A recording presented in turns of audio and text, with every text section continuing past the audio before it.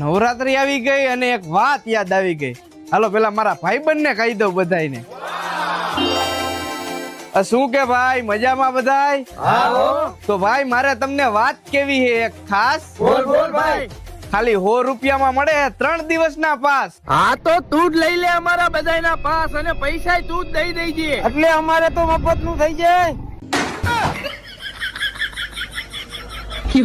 Phone મૂકોય લુખાવ. તમારે તો જ્યારે હોય ત્યારે મારું કરી નાખવાની જ વાત થાય.